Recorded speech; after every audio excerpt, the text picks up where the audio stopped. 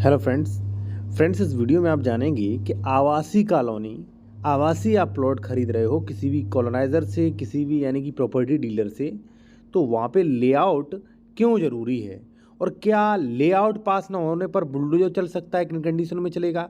और कई लोग जो है जब आवासीय प्लॉट खरीदते हैं तो वहाँ पे धारा 143 धारा 80 जो है वो मान लेते हैं कि ये हो चुका है, अब किसी की ज़रूरत नहीं। ठीक है, तो क्या वहाँ पे लेआउट की आपको ज़रूरत पड़ेगी कि नहीं? क्या बिना लेआउट बिना धारा 143 के आपने ज़मीन खरीद ली तो वो अवैध है? इन सब चीज़ों के बारे में आप जानेंगे, जो कि जानना बेहद ज़रूरी है साथियों। सबसे पहले हम बात करें आवासीय प्लॉट्स का लेआउट ज़रूरी है कि नहीं। देखिए साथियों, एक अर्बन प्लानिंग डेवलपमेंट एक्ट है, उसके अनुसार नगरों का, शहरों का विकास किस तरीके से होगा उसमें सब कुछ प्रोविज़न किया गया है। अब देखिए साथियों, मैं आपको एक चीज़ बता दूं कि जहाँ पे मनमर्जी से आप मकान बनाएंगे, कहीं गलियाँ कितनी भी छोड़ेंगे, पार्क की सुविधा नहीं होगी या मान लीजिए, तो वहाँ पे दिक्कत हो जाता है। तो इसलिए अर्बन प्लानिंग डेवलपमेंट्स का सरकार ने बाकायदा जो है 1976 में ही ये नियम बन गया था। अब साथियों है क्या, आप चाहे कहीं भी प्लॉट खरीद रहे हैं कॉलोनाइज़र से, तो नियम ये है कि उस कॉलोनाइज़र को उस प्लॉट का लेआउट जारी करवाना चाहिए। अब जैसे मान लीजिए वो महायोजना के अंतर्गत आता है तो जो भी मान लीजिए वहाँ पे विकास प्राधिकरण है उसके थ्रू करवाना होगा। अगर वो नगर निगम के यहाँ आता है तो नगर निगम की जो भी अथॉरिटी है वो उसे पास करके देगी लेआउट। ठीक है, अगर मान लीजिए वो नगर पंचायत या जिला पंचायत में आता है तो वो करके देगी। आप कहोगे सर कहीं भी नहीं, हमारे गांव के पास में है, तो वहाँ पे जिला पंचायत आपको लेआउट पास करके देगी। ठीक है, तो कहने का मतलब ये है साथियों कि जो भी आप प्लॉट खरीद रहे हैं उस कॉलोनी का लेआउट जारी है कि नहीं और लेआउट पास है कि नहीं है और वो रेरा रजिस्टर्ड है कि नहीं है, ये जान लेना जरूरी है। अब आप सोच रहे होगे कि ऐसा तो पूरे उत्तर प्रदेश में नहीं हो रहा है। जी हाँ, बिल्कुल सही सोच रहे हो आप साथियों, क्योंकि 99% जो कॉलोनियाँ बसाई जा रही हैं वो अवैध है। ठीक, अब हम बात करेंगे क्या लेआउट पास होना होने पर बुलडोजर चलेगा, क्या क्या परेशानियां आएंगी। साथ ही उससे पहले मैं आपसे एक चीज़ और कहूँगा कि यदि आप कोई कानूनी सलाह, लीगल एडवाइस लेना चाहते हैं किसी भी मैटर पर तो मेरे द्वारा ले सकते हैं आप। और यदि आप ज़मीन खरीद रहे हो, डॉक्यूमेंट्स आपको चेक करवाना है कि ये ज़मीन सही है कि नहीं, या मान लीजिए इस पर कोई डबल रजिस्ट्री, लोन, सरकारी ज़मीन तो नहीं, गलत ज़मीन तो नहीं, ये आप जानकारी ले सकते हैं। ठीक है, डॉक्यूमेंट्स वेरिफिकेशन करवा सकते हो। कॉन्टैक्ट नंबर वीडियो के डिस्क्रिप्शन मिल जाएगा, व्हाट्सएप पे मैसेज करें, कॉल बुक करवाएं। साथियों, सबसे पहले मैं एक चीज़ आपको बता दूं, अगर आपकी कॉलोनी का लेआउट जारी नहीं है तो वहाँ पे आप जब भी निर्माण करोगे तो समस्या आएगी।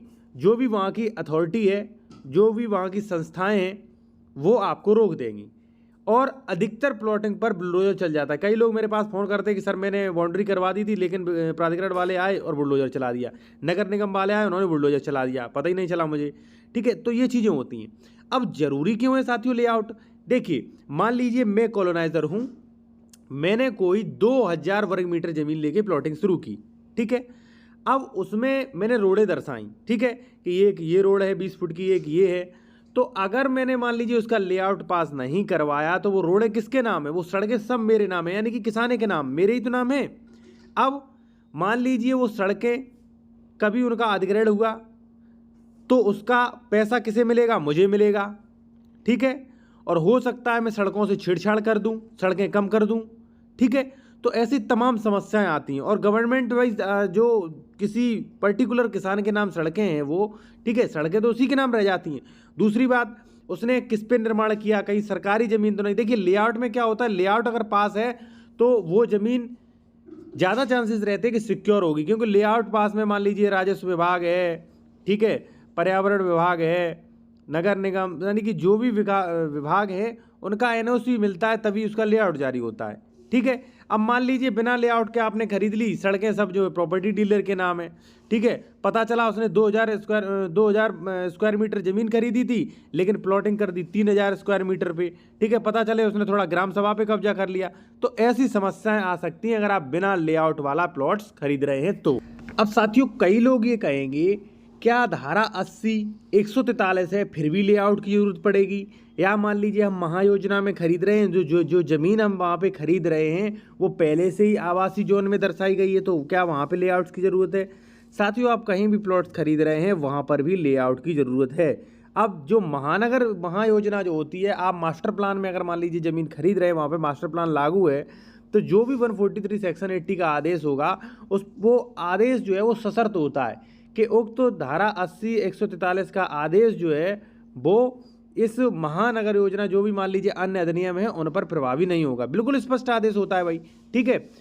अब जहाँ पे ग्रामीण एरिया वगैरह है वहाँ तो 80 143 मान्य हो जाएगी, बाकी जगहों पर 80 143 मान्य नहीं होती है साथियों, ठीक है। अब आता है सबसे लास्ट पॉइंट का, क्या बिना लेआउट बिना धारा 143 के ज़मीन खरीदना अवैध है? तो देखिए साथियों, अगर आपने बिना लेआउट बिना धारा 143 की ज़मीन खरीद ली तो वो आप एक खेत खरीद रहे हो, ठीक है। चाहे भले ही आप वहाँ पे आवासीय का स्टाम्प पे कर रहे हो, वो आपका खेत है। जब भी आप निर्माण करोगे वो अवैध है और अवैध ही रहेगा, ठीक है। और बाकी कोई आपको लीगल एडवाइस लेनी है, प्रॉपर्टी की डॉक्यूमेंट्स वेरिफिकेशन करवाना है, तो कॉन्टैक्ट नंबर आपको वीडियो के डिस्क्रिप्शन में मिल जाएगा साथियों।